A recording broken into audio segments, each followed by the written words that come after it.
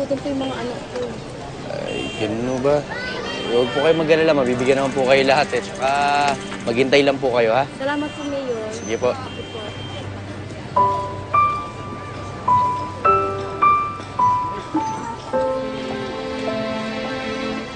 Che. Che.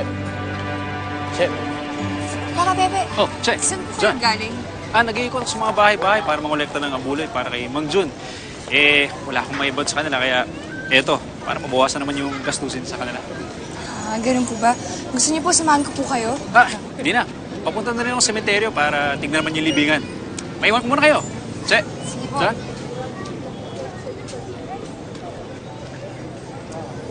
Alam mo, parang ang laki na ng pinagbago mo yung itsura mo, yung parang pagkatao mo.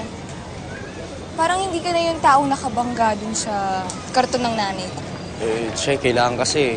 Kahit nga ako, nagugulat rin ako sa mga pinagagawa nila sa akin. Sobrang bilis ng mga pangyayari. Alam mo, kailangan daw maraming bago sa sarili ko. Kailangan kong umarte, kailangan kong magpanggap. Sus naman, karamihan ka ng mga politiko mapagpanggap. Buti na lang si Papa Pepe hindi. May natitira pa rin naman totoo eh. Yung walang halong biro, walang halong pagpapanggap, walang halong arte.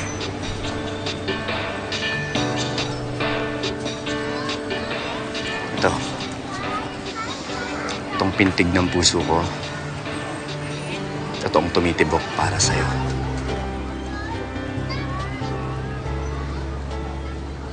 John G! Mami mo tumatawag! Anong mami? Eto, dali, sagutin mo. Sige, nakakausap. Mami? Oo. Hello? Mag-uusap sila. Importante lang, hindi sila madalas mag-usap. Pagbigyan natin. Hello?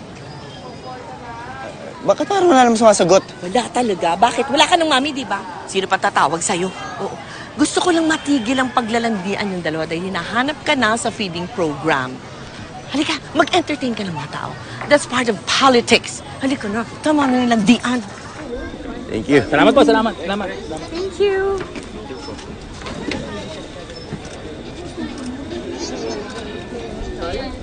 Salamat.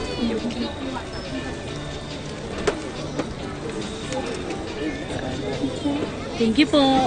Thank you. Excuse me, may pumuntahan lang ako. Saan ka pupunta? Diyan lang. Che? Che, wait, magpapaliwanag ako. Akala ko ba totoo yung nararamdaman mo? Bakit kailang paglaruan mo pa ako? Che. Hindi kita pinaglalaruan. Tsaka hindi ko rin alam na pupunta pala yung Margo na yan dito. Promise. Nililigawan mo din siya. No, of course not.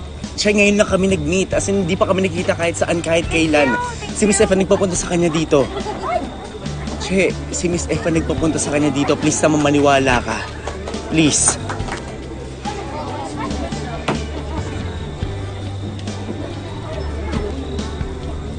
Janji, nandito ka lang pala. Kanina pa tayo nahanap ng tao.